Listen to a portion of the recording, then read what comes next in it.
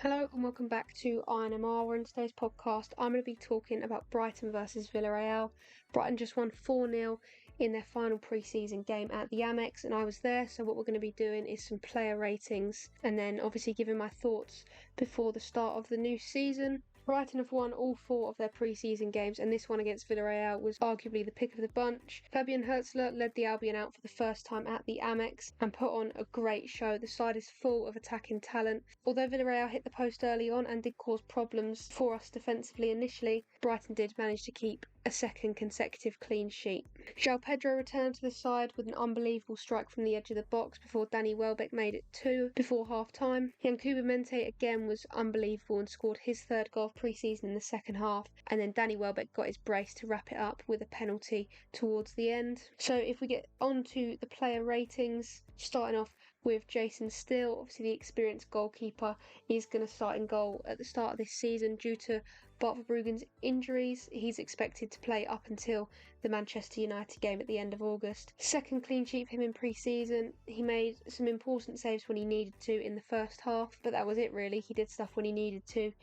He almost had nothing to do in the second half, but I was impressed by Jason Still. Van Heck was super solid. Villarreal got in behind the defence a few times in the first half, but every time they did, Van Heck was there to block, intercept, clear, whatever needed doing. Van Heck was there to get it done and clear the danger.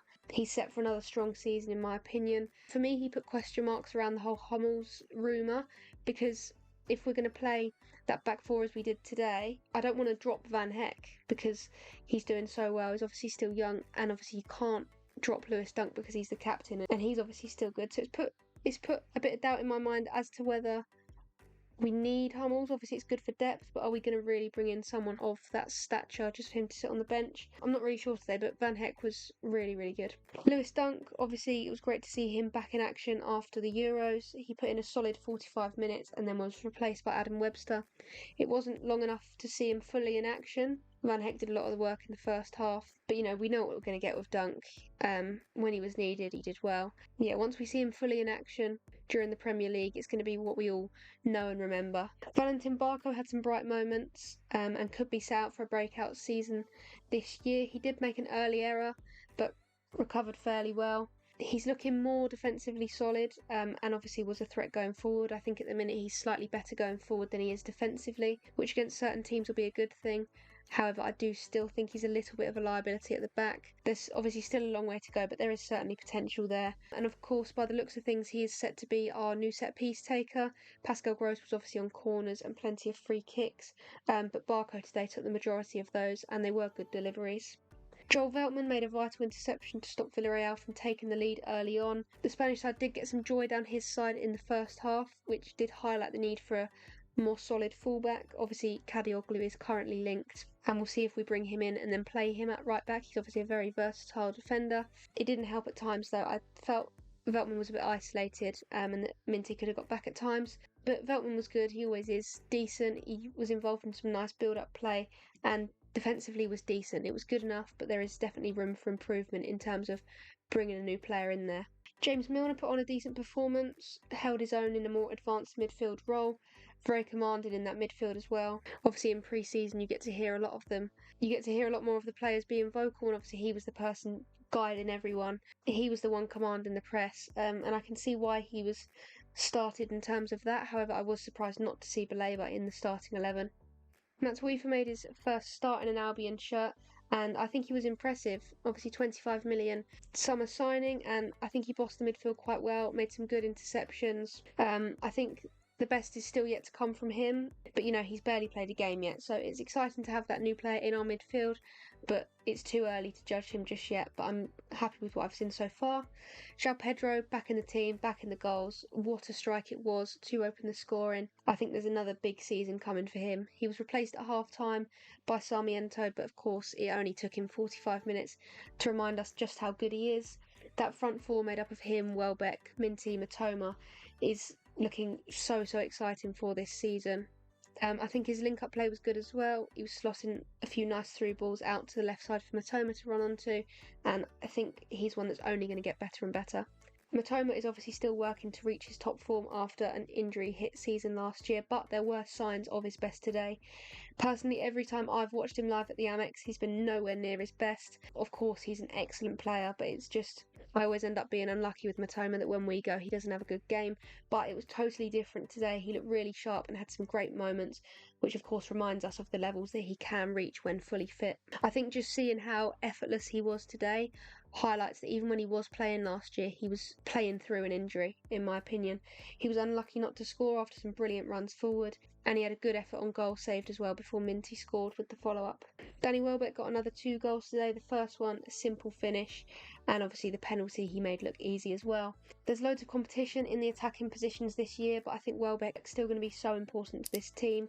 I'm really liking the system of Pedro playing ever so slightly behind as the second striker, because that allows Pedro to of course have his goal scoring moments, and his ability in front of goal is excellent, but him being slightly behind allows Pedro to also showcase his playmaking abilities, which I think go a little bit under the radar. And as well, it's not like you're playing 2 out and out strikers, so Welbeck still has that space to be the out and out 9 and use his experience to be clinical when in front of goal, but still having that maybe more of a risk taker in João Pedro just behind, doing a bit more in the build-up play and also taking his chances when he gets them. Yankuba Minty, now he is quickly becoming a fan favourite. It appears Brighton have done it again. 3 goals and 2 assists in pre-season now for the ex-Newcastle player. He's settled in so well to this side.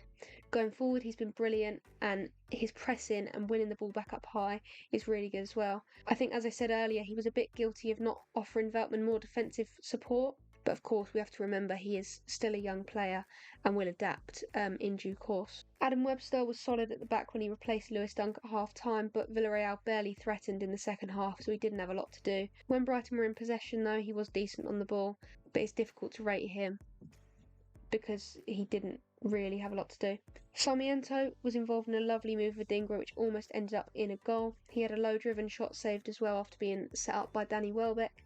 I've really liked watching him in pre-season. I'm glad that we've decided to hold on to him because in the press he's another one who's brilliant. He puts players into really awkward positions to win the ball back, and then going forward he was great. Very similar to what we've already seen in Japan from him. Obviously couldn't get the goal to seal the performance, but he is one I'm really excited to see in the Premier League, and I do think he's ready to take that step up.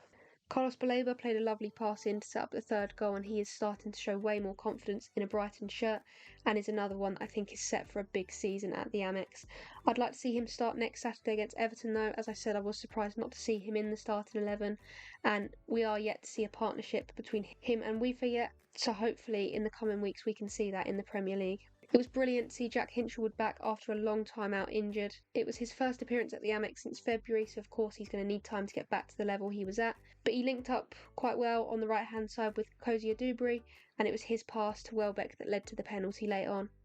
Yasin Ayari once again made a nuisance of himself in the midfield, good runs into the box, and his link-up play was nice as well. He's another player alongside Sarmiento that I'm glad Brighton have held on to this season, just to give him that chance in the Premier League. He's looked dangerous all pre-season, and I'm looking forward to seeing him come up against some of the world's best in the Premier League. Simon Adingra played out on the left-hand side today, which was interesting, but he did link up well with Sarmiento. He looked sharp when coming on, came close to scoring.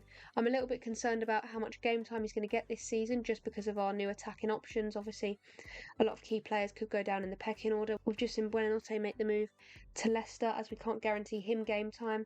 But Adingra did well today, and we'll just see how many minutes he gets this season. It's going to be significantly less because injured players are coming back, but of course he's just another really good option that we're going to have on the bench.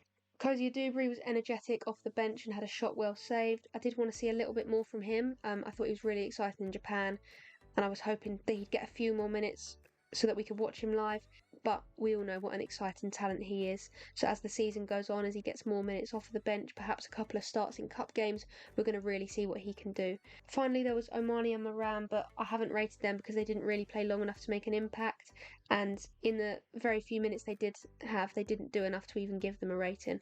So that is where I'm going to end today's podcast, but there are plenty more that you can go and listen to. There's loads and loads of Brighton content out at the minute, including a tactical analysis on Fabian Hertzler, so you can know what to expect in the coming season. I've also got a website which you can go and read match reports, player interviews, there's club updates on there, so much to go and explore. That's inmrfootball.co.uk. And if that's not enough, I'm also on X and Instagram, so you can go and follow me on there for loads more content. And of course, at the minute, there's plenty of transfer updates coming multiple times a day. Thank you very much for listening, and I will see you in the next one.